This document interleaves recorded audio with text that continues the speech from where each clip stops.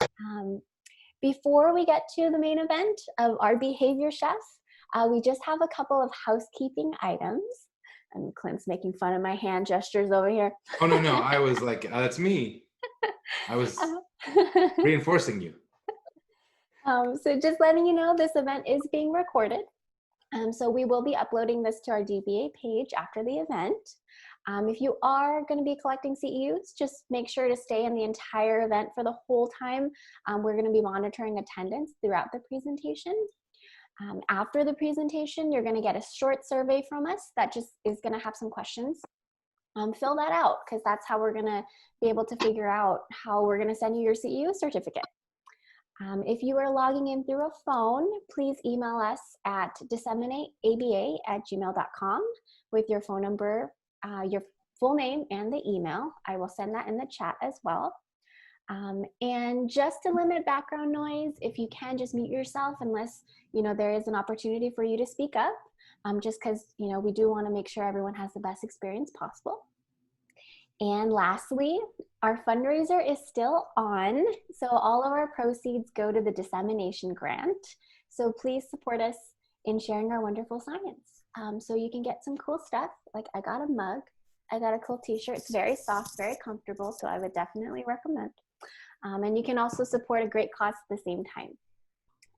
Okay, so I'm gonna stop talking now, and I'm gonna pass y'all off to Clint, who is our behavior chef.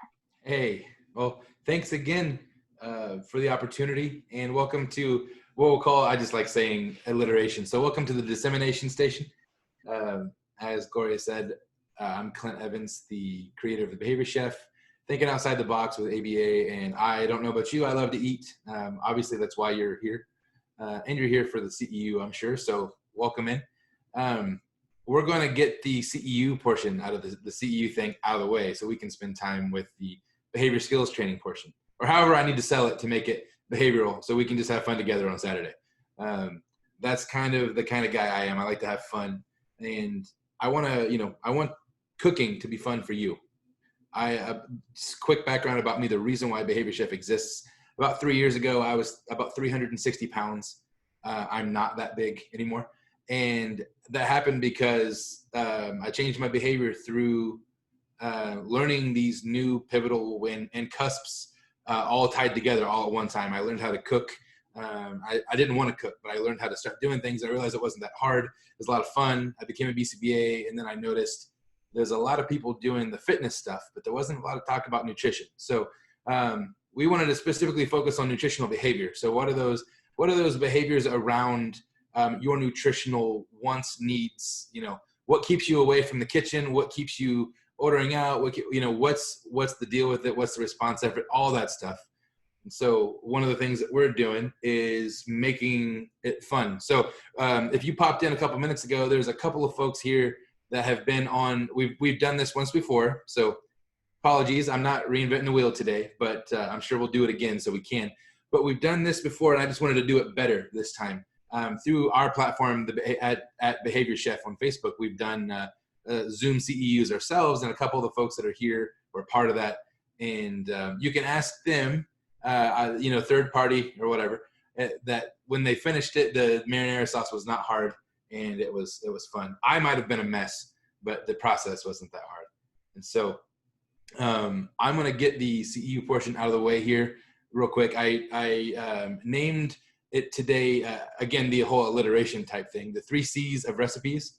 When we talk about the fundamental things about our science, one of the dimensions that we really, we can either overlook or we can overdo is the technological side. So when we, when we write an operational definition for a kiddo or whatever we're doing, we want to make sure we have that clear, concise, and complete definition so that if I hand it to a brand new BT, they can read it, they can see it, they got the dimensions, it's measurable, it's observable, it's definable, all that great stuff. So our data is collected properly, we have fidelity of our programming, and ultimately that's one major way that we can at least start the ball rolling away from procedural drifts and things like that, simply by writing things the way they should be written. I know that sounds like, hey, water is wet, but sometimes it's difficult to write operational definitions about things. One of the ones that I I know will make some of you cringe. It's a great example. If you've been in schools, if you've done IEPs, or if you've just been in the field for a while, you've seen the behavior of non-compliance, right? And I know I don't want to spark a debate in the comments or anything like that, but I'm just using it as an example. Would that be that in and of itself? Would that be a behavior, or is there something that we could tweak down a little bit better to define non-compliance more than just that banner? So that's just one I know people comment about quite a bit. A quick example that I had for you. But relating ABA and cooking, so when we write operational definitions for, let's say, like a task analysis, right? How important is it if we're teaching a kiddo to tie their shoes and we're giving a BT, a task analysis, to go through? How important is it is that thing is well developed, it's well written, we have clear, concise, and complete written instructions there. If you transfer that idea over to cooking, you're looking at a recipe. A recipe is really nothing more than a task analysis written for food. And that's what I love about it. So I wrote a few for you, and don't kill me. So even the good one, even the one that we're going to use, we're actually kind of going to go out of order with it. And so sometimes you need to do those, spot checks on your own stuff to see that fidelity, if what's the best way for something to work. And I found a better way since we've done this last time. So I've kind of tweaked it and didn't get around to actually tweaking the whole order. So my apologies for that one, but I wanted to show you a couple things here. Let me share my screen with you. Go here. All right, so this is the Mamma Mia marinara. Again, alliteration, it's kind of my thing. Dad jokes are something I enjoy, if you can't tell. So this is part of that. But this is just a quick look at a halfway decent. It's not the best thing ever, but this would be kind of the control that we want, right? We want this written out. We have dimensions that are defined here, like what size of can we need. So if you're making ingredients, or if you're making a recipe, you're going to want to know how much of something you need to get it done. I could have just said like a crap ton, right? And that means nothing to nobody. But there's a 28-ounce can for this recipe because it makes quite a bit once it's done. 1 to 2 tablespoons of tomato paste, and the olive oil, that is super subjective. So if you want to do 1 to 2 tablespoons, that's up to you. And then the optional things there. This one I didn't fix. See, there's one of the things. Number of servings. This was one of the non-examples. Whole bunch. Actually, no. Let me think back. That was part of the real example. It was just a funny quip because I didn't measure it out when I finished. But it makes about a quart or two when you're done. At least it did last night when I made it again. Prep time about 10 minutes, 30 minutes to cook. You just need some simple things, and then we have the procedure. So I'm going to speed through it because I'm going to actually walk you through step by step what to do when we do this. So it's literally, we're going to heat some 1 to 2 tablespoons of olive oil, medium saucepan over medium heat. Add your onions 2 to 3 minutes, get those sweating down to being translucent. Add your chopped garlic for a minute after the onions. When you cook, you want the thing that's going to take the longest to go in first. I mean, it's sort of common sense, but just putting it out there. Onions take a little longer. Garlic burns very quickly, especially in a high heat fat like that. And so you put that in. So what we're going to switch around today actually is the part of step 2. There we're going to do the tomato paste with the onions and the garlic, and that actually roasting it a little bit unlocks it, if you will, and deepens the flavor a little bit. So we're gonna do that first, and then when we throw everything else in, all we got to do is let it simmer, and we'll finish it off at the end. So that was aside from my whole joke there that made me look silly, that was a good observable, definable, at least in my estimation. That might not be great for everybody else, but I know selfishly, if I'm reading this, I know how to do it. Some of the non-examples that I've got for you. This one was just kind of fun. Not super concise, right? Let me zoom in there. So if you're using an onion and garlic, depending on the time of day, add the olive oil to a saucepan over medium heat or high heat, whatever. Add diced onion for 2 to 3 minutes until translucent if you want to.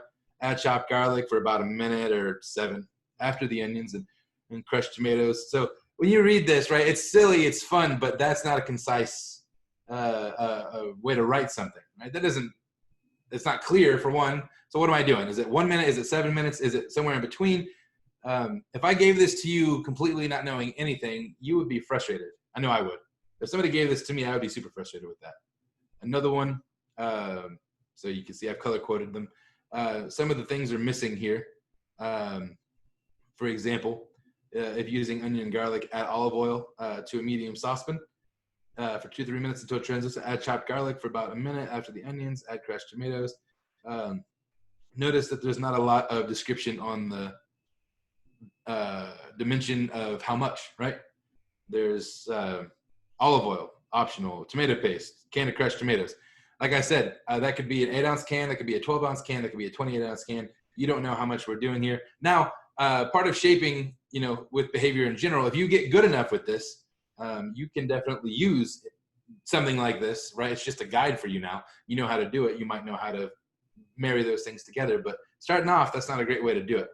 And then my last one, if my computer will allow, come on. It worked a minute ago, okay. And then the red one here. And so this was missing literally the temporal extent, the duration. How much do we need? How much time? Especially if you're doing something quick at home, right? You're going to want to know, like if you got a family, you got kids or whatever, you got people coming over, you want to make something. Let's say you got a date for the first time, right? I remember when my wife and I were dating and I tried to impress her with stuff. I still try to. I don't know if it works as much, but I hope so. So when we would cook stuff, I needed to know how long it takes.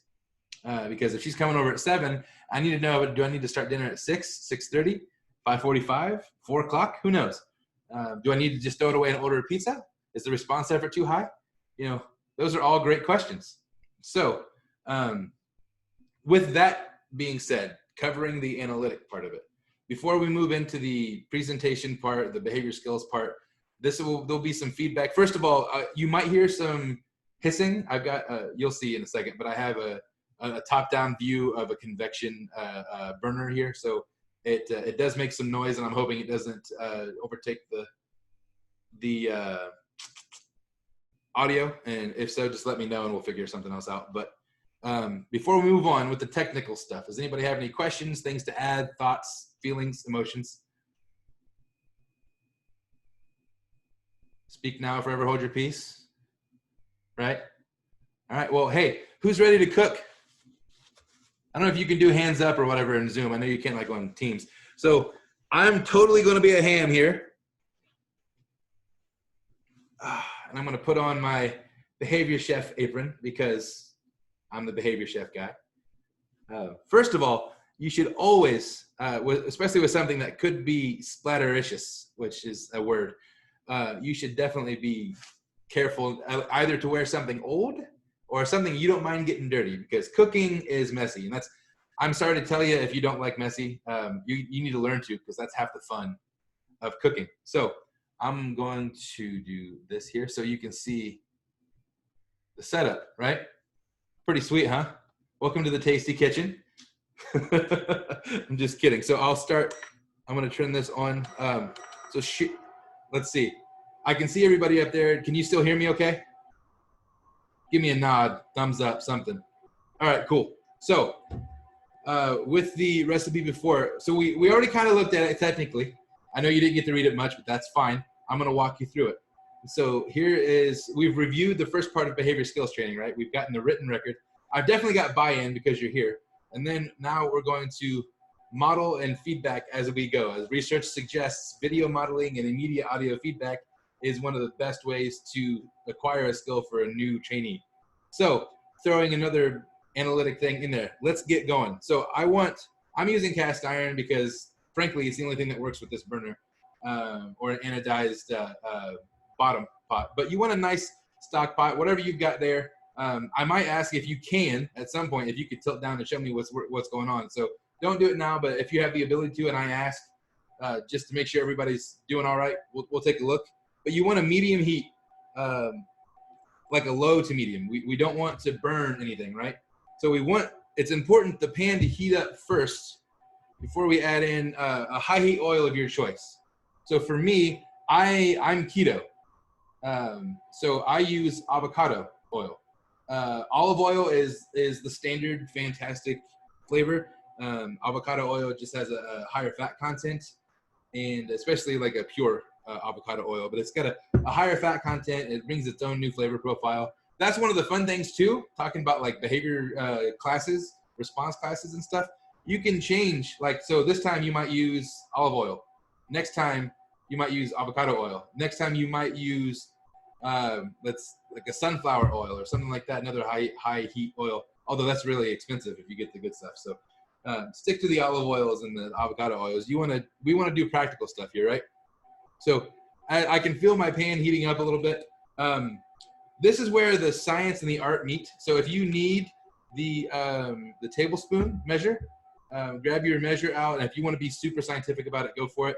I know just from my experience about what 2 tablespoons is. So I'm going to throw in 1 to 2 tablespoons of oil and just kind of let that, I don't know if you can see much in the pan there, but it literally, you can see if it's, can you? Okay. So if it's heating up, the oil will immediately sort of move, right? That when it hits the bottom of the pan, like there's a molecular thing going on there. It's moving around. I'm not a scientist. I'm behavioral scientist, but I just know that heat makes things move. So if it's warm enough, it'll make your oil spread around. And now, like for me, I can already smell it's fragrant. So one thing I want you to do as we go through this is not just to learn something, but kind of a mindfulness thing. I want you to enjoy the process. So like my oil is heating up. I love the smell of the avocado oil heating up. Here in a moment, I'm going to add in my chopped onions. If you haven't chopped them yet, now's a good time to do it. If you don't have them, don't worry about it. Like I told you before, the only thing you really need is tomato paste and tomato sauce or crushed tomatoes. But I enjoy the process. So each step of this task analysis to me not only is an SD for the next step. When one finishes, the next one starts. They're all reinforcing in and of themselves that end up to the permanent product of something I'm super proud of. If I'm making any sense to you. So that's what I'm hoping for you to get out of this today, is to enjoy this. So my oil is nice and hot. Now listen. I don't know if you can hear that too well with the microphone, but can you hear the sizzle? Yeah? Now, did you do it for yourself? Can you hear your own? Isn't that beautiful? Listen to that. You're cooking. That's cooking right there. So we want these, like I said in the little recipe there. I used probably about 1/4 of a white onion. Again, keto preference. Onions got a lot of carbs to them. I want them in here, but because the flavor is just, I guess all the kids are saying the word umami, right? There's an umami to onions. I know that's a specific term for a specific thing, but they're using it for flavor. So this is something that really gives your sauce like just a kick. And so we kind of want to stir those around and let them chill out for a second. How's everybody doing so far? Everybody doing okay? Nobody's freaked out, right? Everybody's having fun? Yeah? I'm making sure. Yeah, we're all good. I know Cheryl and Rose are my OGs over here. So they're like, yeah, I don't know if you guys were on or not, but Cheryl and Rose have done this before with me. So Cheryl even popped up before I even started because she knew that I talk too much. So she was like, Clint, should I start sweating those babies now or wait? And I promised her we got it down to a science now, so we'll be all right. But we want these to go, I wonder if I could even bring it just a little closer so you can see. That's a little bit better. We want them, so you don't want them to brown. That's why we're moving them around, right? We want them to sweat. And you'll know they're sweating by the smell. So as they're sweating, they're releasing their essential oils from the onions themselves, the things that make babies cry, you know? Pro tip though, if onions make you cry when you cut them, that means you're cutting the root. So do not sever the root and you will not cry. And that's not 100%, but it'll be like, drastically different. So I'm gonna let these go. And again, these are optional steps here. This isn't what you absolutely need. I'll tell you what's absolutely essential. These are what we would consider flavor enhancers. This alone, just some simple onion and some simple garlic. And full disclosure, I was lazy enough that while I was at the store last night, I paid $2 for diced onions because I didn't want to do it. So you can literally pick this stuff up in one go. I got the diced onions. I have a massive jar of minced garlic in my fridge because you should. And so I use it in everything. So they're starting to, let's see, I'm trying to do this. There we go. So they're still kind of white, but they're turning like that caramely color, right? I don't want them to get super caramelized because that's a whole different flavor profile in and of itself. So like I said, 2 to 3 minutes, just kind of moving them around here on that low to medium heat. Yeah. Does it smell good in your house yet? Is it smelling good? I love onions. So now I'm going to add in, I'm going to kind of clear a space here in the center so that my garlic can hit the bottom of my pot here and actually get, again, can you hear the sizzle? Now this, you want to move around, okay? So if you're at this step, again, not essential, but you'll notice as you go, it doesn't take long for these to cook. This is about a minute, about not even 30, 45 seconds to get these going. Again, that flavor should be releasing now. And you should be getting, your house is going to smell like a pizzeria before you know it. It's not entirely true. It's just going to smell like onion and garlic, which honestly, if there was a candle for that, I'd be all about it. How's everybody doing? Thumbs up? Yeah? All right. So I'm going to let these go a little bit. Now, I'm going to come behind with 1 to 2 tablespoons or your liking of tomato paste. I'm going right in. Going right in here. That's a little more than 2 tablespoons, but you know, it's my business, as Tabitha Brown would say. So, but one thing I want to do with it is I want to move it around, and you'll notice the garlic and the onions when you start stirring it in here. They start changing this really pretty red color, right?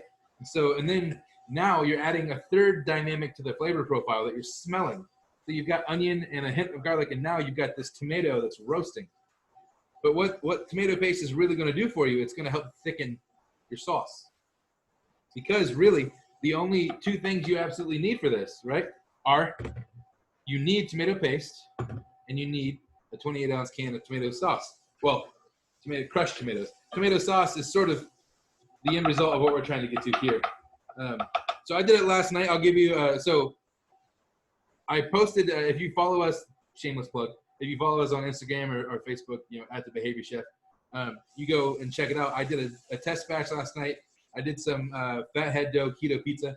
It's made out of mozzarella cheese, cream cheese, almond flour, and an egg. And that makes a really low carb, delicious pizza crust. But I used whole crushed tomatoes versus peeled, versus crushed. Now there's a difference. Like, this is what crushed looks like, right? They've been crushed. Sort of like, you know, that first breakup in high school. You're just crushed. But after a few breakups in college, you're just peeled, right? You get used to it. So now I guess I'm a whole tomato because I got married. But hopefully, you know, you're your own whole tomato. That's the good stuff for today. I can't see if you're laughing or not, so I'm literally just throwing out some stupid jokes and hoping it's connecting. But as you can see here, my everything is sort of already that nice red color, right? You can even see like the paste or the oil running off there. That's why I wear an apron. Okay, so now we're a few minutes in. I'm gonna throw in the whole can. If your paste is good, let's kick in that can, and it's gonna simmer a bit. So we're gonna want to stir it fairly quickly because if you've ever noticed, it will bubble. It's like the cauldron or something. I mean, if this was a cauldron like a witch's brew, I'm all about it. Can you already see? So now there's another layer, even though the flavors are masked because of the massive amount of crushed tomatoes we just put in. The flavor, the smell, I felt like Gordon Ramsay right there. The flavor, it's just absolutely gorgeous. look at the color already on this. I mean, so now that we're going like now, so take a breath. Literally the hard part's done. Now we use time to cook. And so now is the best part. Basically, we're going to do a component analysis on our own stuff. We're going to taste as we go, see what we need, what we don't need, right? I'm always kind of stirring. I just want to make sure everything gets in. So when you got it all incorporated, you're the chef, man. Or lady, or, you know, whatever. Go ahead and take a taste, right? Hey, Clint, Cheryl had a great question. If you're using whole tomatoes, are you supposed to crush them with your hands? So you can. I'm using crushed here because I'm a cheater. But if you're using whole tomatoes, you'll want to blanch them in water, kick them in some ice water real quick. They'll peel. And then I actually just rough chop them and throw them in. And I use my, my spatula. As they're cooking, the cooking process lets the water out and they start to dissolve a bit and they soften. So you don't have to go all, you know, like Kalima and, you know, crushed heart on them. You can just use your utensil. And as you go, as you're stirring, you see a lump, right? You just work through it. Great question, by the way. So I did that last night. That's what I used last night. If you're going to use, like if you're wanting to step up the game a little bit, even past just the crushed tomatoes, because Hunt's, you know, it's everywhere. It's readily available. It's not super expensive. Look for San Marzano tomatoes. They're usually they usually have a yellow label with whoever they're with. But San Marzanos, and they typically don't come crushed. They come peeled. They are usually straight from Italy.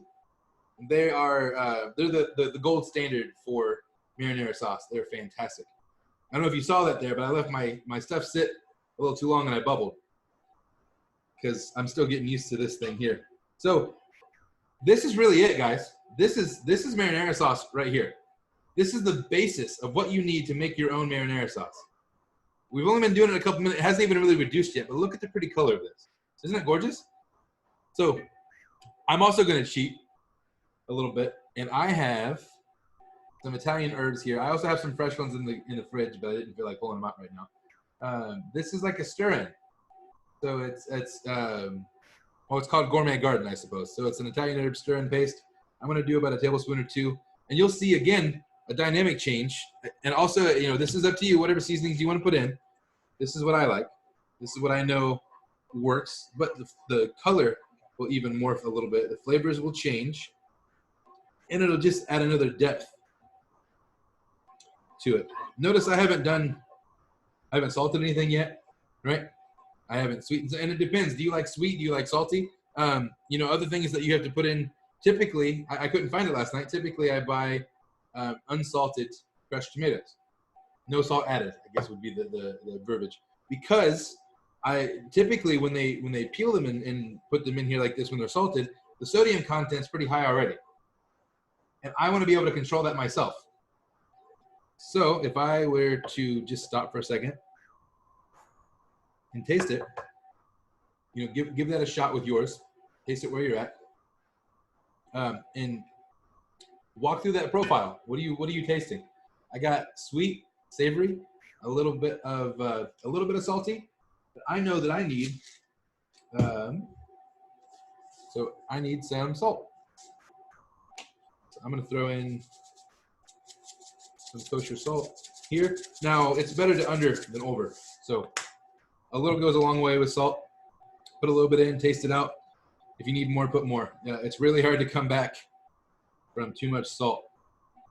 I have heard some old wives' tale tricks you can use, like sticking a potato, a raw potato into a soup, pulls the salt out, things like that. But that also will change the flavor profile of your dish. Now, if you're going to make a ratatouille or something later, which is a great movie, by the way, but it does incorporate kind of a marinara sauce to it. So that would be fine. But so now, talking about enriching the flavor, right? Let's make that profile a little better. This is Clint's recommendation. I'm going in with chicken stock. This is going to really, and not much, probably a quarter cup. I don't want to thin it too much, right? I want thick marinara, and it starts to bubble immediately. It's so temperamental. It doesn't want me to leave it alone for a minute. It's really got some attention-maintained behavior going on here. If this organism could have behavior, it would be attention-maintained at the moment. You know, it wants me to keep going.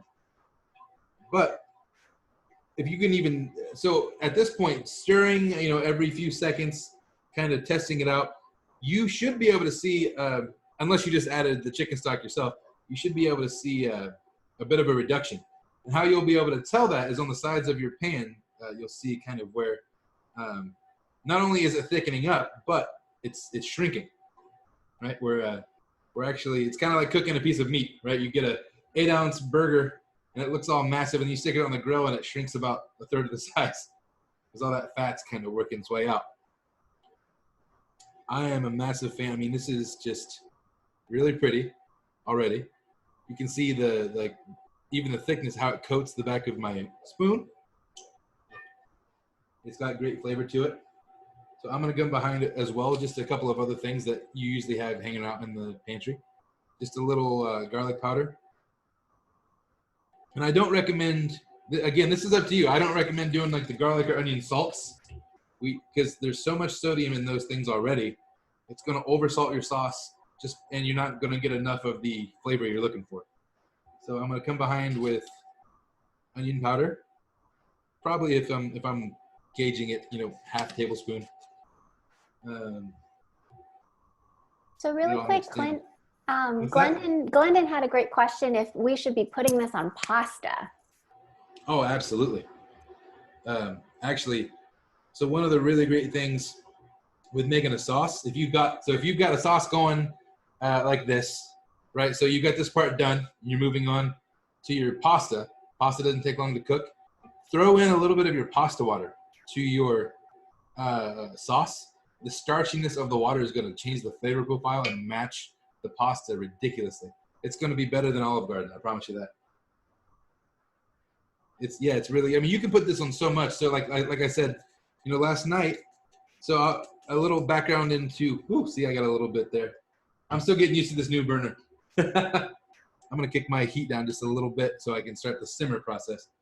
It's a little bit of background on, you know, how I use ABA in my everyday life. I'm still on my own weight loss journey. I'm going to be for a while. It's, you know, I didn't get to 360 pounds in 1 year. I've lost, well, COVID hasn't helped, but I've lost quite a bit since then. I'm on my way down and gyms are open again. So all those repertoires are coming back for me, and it's feeling like a little bit of normalcy. But one thing that I always have is I've called Free Operate Friday. So every Friday is a standing date night with my wife, and it's embedded into my diet, whatever my diet. And so my operational definition of diet is literally the things that you are consuming right now. Whatever nutritional behavior leads you to whatever food is connected to that. I'm not talking about weight loss. I'm not talking about weight gain. You know, that's some toxic stuff, but we can get into that in another CEU really. What we're really talking about here is literally the stuff you consume. So there's really nothing off the table, but especially on Friday nights. For me, my diet is pretty strict because of the choices I make. But on Friday night, that's my free operant meal. That's also coinciding with a non-contingent reinforcement of spending time with my wife. So those two things paired together, I really look forward to Fridays. And there's some delayed discounting there because that reinforcer is pretty strong. It sets up a good MO for my week to be on it. It really does. So you see, I'm purposely throwing a lot of our terminology into sauce. It's super simple to do. Like really at this point, you could, whatever else you were making, you could jump one. That's been 20 minutes. You're done. I'm not, because I like flavor. So I'm gonna throw in some black pepper and some crushed red pepper flakes for a little bit of heat. Last night I made a sauce that was appeasing for my wife. She loves it sweet. So I made a sweet sauce last night. I am more of a savory guy. So I will keep the saltiness, the chicken stock, that kind of thing. I might even hit it with some, Parmesan cheese at the end or some heavy cream to give another depth to the profile. But I warn you, if you do that, since they are homemade, they have to be used quickly or they have to be frozen. And putting dairy into this, it shortens the life a little bit because, you know, dairy goes bad quickly or quicker than other things. So let me bring this down just a little more.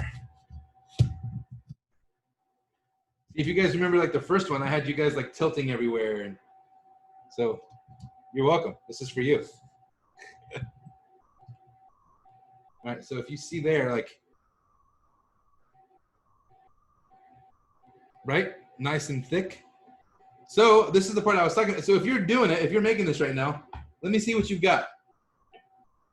I'm gonna scroll through. I wanna see these things. If you wouldn't mind sharing. You don't have to, of course. Oh, Rose with the Dutch oven. Coming in hot.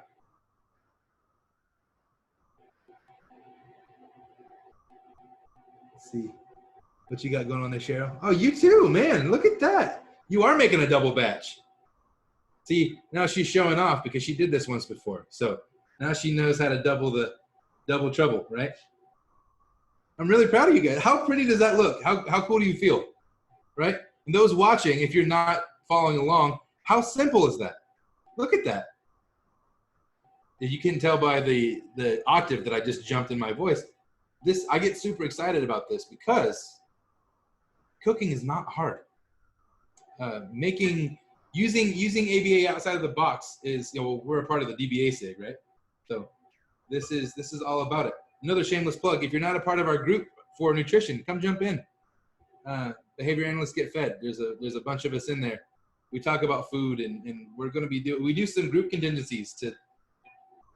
My focus in there for us, because so while, you know, I guess I'll talk. So in our field, we're really, really good about going from client to client and making sure our clients are taken care of. What I've seen, this is just my observation, but what we're really, really bad at is taking care of our own nutritional needs throughout a day. I know it's not uncommon for us to pull 10, 12-hour days. I just did one yesterday. It's not hard for us to put in client to client to make sure they, you know, man, tell me if this speaks to you. So I've got, you get your client lists, you're good to go, right? Let's say you're splitting time in the clinic or whatever. And you say your client's got a couple of different therapists, but let's say those therapists move and all of a sudden you've got 2 or 3 clients with new therapists at different times. So not only do you have to keep their supervision requirements up, but you have to train them to make sure that, you know, we're being as efficient and as ethical as possible. So your schedule just got changed around. And now, not only are you stressing, there's that private event pushing you to, you know, revert back to some of those moments of ontogeny in our life, you know, our learning history. For me, it was always like swinging by McDonald's real quick and grabbing a McDouble with some extra mayo. A McChicken with extra mayo and cheese. That was my thing. You can judge me all you want, but that was my like comfort meal in college because I was broke. And even coming out of that, that was just a thing that I would always go to. Pizza. Response effort for me. One of the reasons why I got 360 pounds in the first place was that darn Domino's has a reorder button. There was one, you know, I knew how long, talking about the temporal extent and everything, I knew how long it would take. It takes about 30 minutes from there to my apartment at the time. I had just gotten married. I was in grad school. I was working 2 jobs. Am I speaking to anybody else here? Right? Life is busy. Our life as practitioners is crazy. Not everybody gets to see that. So the reason I started all this, the reason why we have behavior analysts get fed, the reason why we're doing some of the group contingencies in there is to just build your behavioral repertoire for the kitchen. I used to be afraid to cook. I used to be afraid of this. Like, I would have never tried to do a marinara sauce. Now you can literally do it with two technically, it only takes 2 things. We've added a few more things than that today, but look what we've been left with. Look how pretty that is, right? Now, I don't know if your phone or laptop has taste vision yet, but mine doesn't. So I'll just mail some of this out to you. Drop your mailing address. No, I'm just kidding. Don't do that. But I'm glad that this is going to be recorded. So you know, if I'm assuming right, if we have access to it, you know, if you need to go back and watch it later, you can. You know, I was kind of ribbing Gloria the other day about cooking along with us, because she, you know, I'm kind of putting her on the spot, but she was like me. You know, she wasn't a big fan of cooking, but talking about the process. I hope now seeing it, this will last you a while. So I did the keto pizzas last night. I made pizza. I mean, it was pretty bomb. I'm not gonna lie, but I literally used like 2 of these little ramekins full of sauce. So I have an entire quart and a half in my fridge from last night, plus this. So you guys are welcome. I have all this abundance of of sauce to use now. But that was a joke. You don't have to laugh at it. It wasn't that funny. It's a lot of fun to do this. Now, if you've got something like, if you're, Cheryl, I see you're, first of all, Cheryl, I want you to unmute for a second. Did I do better this time? Hang on a second. I might be able to unmute you. You're still kind of, there we go. Maybe. Okay, yeah, it's better this time, but you didn't give everybody how to chop onions. We didn't get to that part yet. No, that's really good. Because in my operational definition, it was about the recipe. Now, I would love to do, so another, I keep using this as shameless plugs, but they're really for your benefit, I promise. We're actually considering bringing back the Behavior Chef cookouts on our platform, just like this, but we'll be doing it once a month. And for right now, I don't think I'm going to do it for CEUs, simply because I'm not an ACE provider yet, and I don't want to burden anyone else. But also, I just want to grow our little family of cooks, right? So I don't want it to be like, I know they're not really, I don't know. For me, when I think CEU, I think like academic. I think, you know, that I got to learn something, which, I mean, you're going to anyway. But to me, it's more fun if I'm not like forced to do something. If that makes any sense. No one's forcing you to do nothing. You signed up on your own. But if the intent of doing it is just simply kind of that social reinforcer, right? I think that says a lot. So all that to be said, I'm considering, you know, releasing some stuff here in the next few days for like a date in August and some of the things. Cheryl, I think you even said the other night you were looking for a zucchini thing. So. Oh, well, I've got so much zucchini. I could give everybody enough zucchini. That's fair. We can do some zucchini stuff. But we'll still, not only will we cook, but we'll talk about, you know, ABA stuff while we do it. I'm just really focused on like how I want to incorporate ABA into this is literally getting you practice and building your repertoires, pivotal skills, behavior cusps, whatever you need. That would be the whole, like the shaping process of cooking this. So this time we've done marinara sauce. Next time we might do an Alfredo sauce. We might build your response class to sauces, right? You want pasta. Well, pasta is one stimulus that has many responses to what it can be covered with. I mean, you could cover pasta with just some butter. And literally, if you've never had butter noodles, you're missing out. But I don't know if they fit your nutritional behavior. So, you know, I don't want to. But so I'm showing you, like with this, I'm showing you base so you can do with what you want. But I also showed you what I'm doing with it. So like if I were going to cool this down, gosh. If I were going to sweeten this up a little bit, I actually have Swerve, which is a keto, it's erythritol, so there are no carbs to it. But it's like a monk fruit kind of sweetener. So it's a naturally derived sweetener. It's a 1-to-1 replacement for sugar, and it tastes amazing. Actually, that's what I did last night. So I made, you know, you can buy like Primal Kitchen has really cool like keto stuff that I've been using. I actually made a lower carb pasta sauce myself because I know it's in it. I made it, and that feels even cooler. So now I don't feel bad about using pasta sauce a little more often. Now tomatoes naturally have carbs in them, onions that, you know, naturally have carbs, but you need veggies anyway, and who doesn't like you know, stuff like that? I mean, look at it. We got 10 minutes left. Cheryl, you've done a double batch because you're a huge fan of marinara sauce, I suppose. Yeah, I am. But I do think, you know, from an ABA point of view, your onion, Oh yeah. chop an onion was definitely a great example of a task analysis. Yes. So I do have that still, that task analysis we used. Yeah, that people are going to miss couple of important bits that were in there. We will definitely. So that's kind of one of those whole like cliffhanger things. You know, any good salesman doesn't give you everything up front, right? So you guys want to talk about a good task analysis with video model embedded on how to cut an onion properly and have knife safety. I know a guy that knows a guy. So that's definitely something we could cover as one of the classes, is just knife safety in general and how to. There's an entire response class to different types of cuts.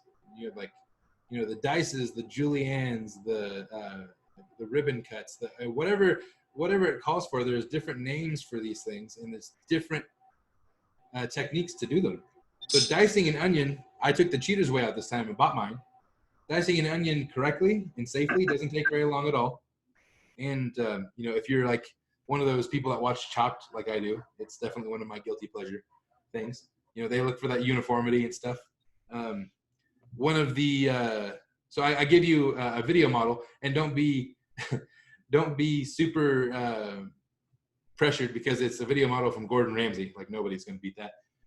However, you have a permanent product of what a dice looks like, and it's like a 1 millimeter by 1 millimeter slice. So we have a terminal behavior we're getting towards, right? We want to get that for all of our dices. So there's no better way to do it than to practice. And there's no better reason to continue to make marinara sauce than to practice with onions. So you see how these pivotal behaviors and these cusps all kind of marry each other, just like the smells in your house right now. At least the smells in my house. I hope you got some. Rose, how's it smelling over there? I know you just walked away. Sorry. It smells great. Yeah, I also did a double batch because then I'll have food for the week. One thing that I've changed since, because I've done it a few times afterwards, is I've been letting it simmer for like hours, so yes. It really concentrates and it's super flavorful. Yes. It will definitely. The longer you go, the more flavor you're gonna get. Yeah. You might have to add like more broth. Yeah. But it's good. Did you already? Thank you, Rose. I just got that notification. Yeah, one thing I didn't really get to either is when you choose, there's a difference between, so this is chicken stock. There's a difference between chicken stock and chicken broth. And what you're really going to want is chicken stock. Stock is made from the bones and the collagen, which sounds creepy, but what it really means is you're getting all of the gelatinous stuff, the fats from the bones and the ligaments, so all the flavor comes into this. The broth is really simply just simmered chicken. And so you'll see them on the shelf, chicken broth and chicken stock. The only difference is the depth of flavor because of what part of the chicken it gets brought from. Or same with beef, you know, pork, whatever it is. Especially if you see bone broth, that's also stock. You know, that's just another way to repurpose it for folks like me who are doing, you know, keto kind of lifestyle, so they're making it reinforcing to buy, even though it's the same thing as something else. Yeah, look at you, Rose. You're really reinforcing my behavior today. Thank you. I love bone broth. So since January, we've become more like pescatarians, but I still have all of these left over. Technically, I'm not supposed to eat them, but I don't love fish that much. But you live, if I'm not mistaken, you live in an area where fresh fish is a little more readily available, right? Yeah, I live on Cape Cod, so. Yeah. She's flexing on us all. Fish and lobster and. Yeah. I bought fresh caught or wild caught Alaskan salmon. I know you're nowhere in Alaska, but I bought that at the store the other day, and here in the Midwest, 1 pound was $26. So that was one of those, you know, I talk about those cheat meals. Instead of going out for that one, we cooked it in. I don't want you to think that I eat like that every night. No way in the world do I. That was just one of those. It's a good reinforcer. I'm sure you were good all week, and then that was your reinforcer at the end. Yeah. Yeah, it was. So and then I had to learn some new skills myself. So I had them. Oh, hi, puppy. Annie, that dog is awesome. Mine is upstairs sleeping in a closet. I have a 5-pound Maltese. That's a little bigger than my dog. Where was I? I totally lost my train of thought. Dogs do that to me. Oh, the fish. So the guy, like, you know, they'll cut it for you and all that stuff. So they cut it down. I got it home, and lo and behold, the house cook in me, right? I went to go prep them and put them on, and that guy didn't pull out the bones. How dare he? So totally kidding. They wild caught stuff is gonna have that in. So I forgot about that. So I had to steal the tweezers from the brand new pair of clippers and stuff that we bought. And now my wife has to go buy another pair because we have tweezers for fish bones. Yeah, I felt bad about that one. But one of those culinary pieces of excitement where I now have a new skill, because you can shred a piece of fish apart. It's so delicate. It's so easy to tear apart pulling those bones out. So learn from my mistakes and do your research. You know, get your environment together before you decide on something. The cooking term for that would be your mise en place, which is literally a French term that means everything in its place. So like today, traditionally, if we're doing something like this, I had it kind of set up that way, but I didn't get to really tell you. So it would be set up with ingredient first. Like whatever I'm using first is first in line. So, you know, like this would have been, the first thing that I put in was my avocado oil. So this would have been here first. Avocado oil in, then onions, garlic, tomato paste. You get the idea. Just like us, you know, writing treatment plans and things like that, we look for, you know, the parsimonious way of writing something, right? Or, you know, just pragmatic and parsimonious. That's literally that whole assembly line of materials is the same thing. So ABA is everywhere, right? We hear that all the time, but I hope this has been one of those out of the box moments to show you that it really is everywhere. It's literally in your own kitchen. It's coming for you in a good way. It's you know, it's there. So I hope this sparks some thoughts for you. I hope it sparks some creativity. You know, get excited about trying something. If you're here for a reason, right? I mean, there are plenty of other free CEUs you can attend. There are way better things you can do than hang out with me on a Saturday. So if you're here to do that, then you're here to learn something. You're here to have fun. So I hope it sparks something for you. And so Rose already did this. So her the behavior is definitely embedded now. So we've reinforced it enough. When you get done here, and this is totally for me, and what I want you to do, if you've made it, I would really like you to take a picture of it. And if you're on Instagram, I would like you to I'd like you to tag at broadcast_behavior. I believe that's right. That's you guys. At broadcast behavior. That's the DBA SIG and at the behavior chef. I'd like you to tag us. And so every time we do one of these, one of the things that I reinforce you with is I share everybody's dishes on our stories and then tag you in them so people can see what you're doing. And it's been pretty cool. Actually, on our Instagram, we have all the little ones that we've done. I have them under like one of those tags. It says the BX Chef Cookout. So Rose and Cheryl are in there. A few other people are in there. Go check them out. You can see, actually, the last time they made this, it looked pretty darn good then too. And I think Rose even tagged me like 3 weeks later in one where she's like, hey, we made this pasta sauce. I'm just using the rest of it. So yeah, I'm hoping that we've led you to a new skill. At least hoping we've led you to the excitement for a new skill. And as always, you know, with this sort of thing, if you're interested to learn more or, you know, kind of what we're doing, you can find us all over Facebook. You can email us at thebehaviorchef@gmail.com. It comes right to me, and then also goes to Tony, which is, if you've seen any of the Behavior Bites stuff, Tony's putting together a video series, sort of Alton Brown-esque type cooking. So yeah, so we're doing all that. We've got a podcast. We're trying to do it all, but we're also full-time BCBAs. So you know what that's like. We'd love to have you in the group. It's been a blessing to share this with you. This is my final product here, my permanent product. Check that out. That's And so Rachel had a question about how can we store this delicious sauce that we've just made? Do we freeze it? What should we do? so I would suggest you eat it quickly. Hopefully you can store it in your tummy. That's the best place for it. That's where it's designed to go. But yes, I would. So I like, if you have like the little canning jars, the little mason jars, if you have some throwaway jars, like I would keep a reserve in your fridge and then I would freeze the rest. So I keep a little jar around for, whatever. If pasta hits me and I want some, I don't have to defrost an entire thing. But I would recommend that you use like those canning jars. I would do like they've got like 4 to 6 ounce ones. So you're not putting all of it in one. I would ration them out. So that way, if you do run out in your fridge and you want to use it, you pull one of those out instead of defrosting the whole thing. And I don't know about you. I'm just not a fan of defrosting a whole bunch of stuff and then putting it back in the freezer. Regardless of what it is, it still takes away the flavor as well. It'll water it down, even if it doesn't go bad right away. So one of the things that you want to, you took the time and the effort and the energy to create this beautiful sauce that you're proud of. You want to store it correctly and use it for a long time. So I would ration it out into the amounts that you would use, and then freeze those and maybe keep 1 or 2 in the fridge, because who doesn't like pasta sauce?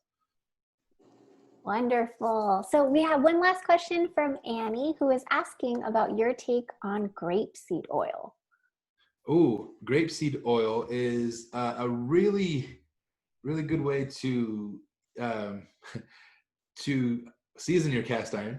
I know it's one thing that's really, really well used for seasoning cast iron and things like that. Grapeseed oil is another alternative to olive oil, but it's also this is just my taste, but it's a little more expensive for the same type of thing. So it's definitely versatile. It's something that you should keep around. It can be used in, you can use it in dressings, and you can use it as a one-to-one substitute for avocado or olive oil. If you like the flavor of that more, by all means, grab some. But I just, for me, I like the cheapness of the olive and the avocado oil. And it's not as readily available for me here. I don't have, like, a lot of the places that you go to, it's kind of specialty for that. I know it's trickling in, things like grapeseed oil and flaxseed oil and linseed oil. They're coming into like your mainstream shops, but they're not the high quality stuff. What you want, literally like on here. So this is Chosen Foods, and it says on the ingredients, if you can read, there's one thing. It's just avocado oil. And I believe, so this is expeller pressed, which is the most natural. They don't use chemicals to press it. So your higher quality oils, this is like a $14 bottle of avocado oil, but it'll last me 3 months. So I can spend $14 every quarter for really, really good oil. But you really want to get to know your ingredients too. So I know grapeseed oil is one of the ones that's usually like that. It's expeller pressed, stuff like that. Long-winded, if you like it, use it. It's not a necessity, but it's a good versatility, if that answers your question. It does. Andy's been with thumbs up. Perfect. Awesome. All right. Well, that's all I've got for you. It's been an hour. Hope you guys have had fun. I'm going to turn it over to Gloria now, and whatever you need, Gloria, take it away. Yeah, thank you. So big thank you for Clint, for Behavior Chef, for coming out and doing this for us. I learned a lot, and I'm super inspired now. Good. So, just to reiterate, if you do make something, if you do, tag him, tag Behavior Chef, tag the DBA, let us know how your recipes are going. It's going to be an amazing new adventure for all of us. And if you're here for CEUs, watch out for that survey. It'll be out soon. And other than that, have a great rest of your day, and I hope y'all keep cooking. I like that. Keep cooking. All right, y'all. Have a great Saturday, and thanks for joining us. Thank you. Bye.